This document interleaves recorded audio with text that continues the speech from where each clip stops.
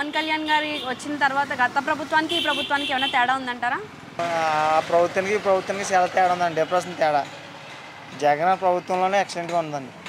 జగన్ ప్రభుత్వం ఎక్సలెంట్ ఉందా? ఉందండి. ఈ ప్రభుత్వంలో అభివృద్ధి అనేది ఏమీ జరగట్లేదు. లేదు. అమ్మఒడి అన్నది ఎంతమందికి ఉంటే అంతమందికి, నలుగురికి ఉంటే నలుగురికి 15,000 అన్నారండి. అది అంతా సూపర్ సిక్స్ అట్ట ప్లాప్ అయిపోయింది.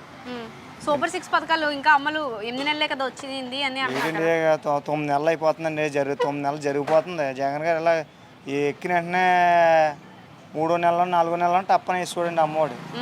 ఇంట్లో ఎంతమందికి ఉంటే అంతమందికి అన్నాడు. ఏదండి అంత మాయమ కబుర్లోను మాయమ పనులను అంతే అండి.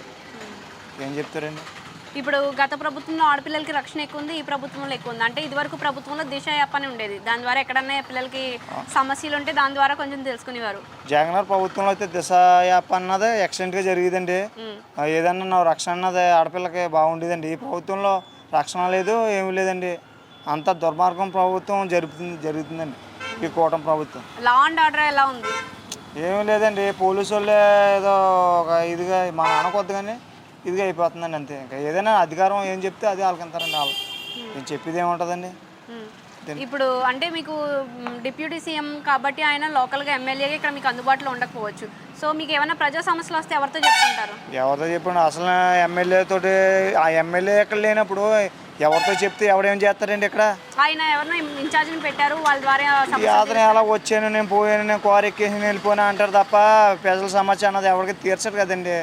ఒక ఎమ్మెల్యే అన్నది చాటి ప్రజలు ఏమవుతుంది ఏంటి అన్నది గడప గడప అన్నది తిరిగితే ప్రజలకి సమస్య అనేది అర్థమవుతుందండి.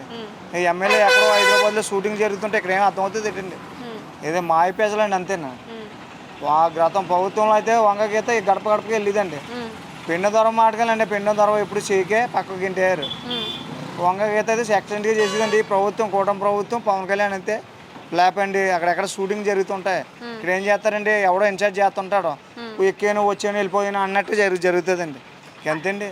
మరి వీళ్ళ ప్రభుత్వం రాగానే ముందు ప్రభుత్వంలోకి రాగానే వీళ్ళు పింఛన్లు ఇచ్చారు కదా, గత ప్రభుత్వం కన్నా వీళ్ళు పింఛన్ పింఛన్లు ఏంటండి? ఏ ప్రభుత్వం పింఛన్లు ఇస్తుందండి.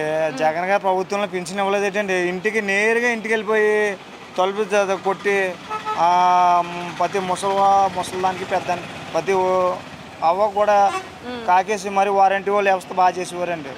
ఏంటండి వ్యవస్థ, వారంటీ వ్యవస్థ కూడా తీసి పారేసాడు. చెత్త దాంట్లో పారేసినట్టు పారేసాడండి. ఏంటండి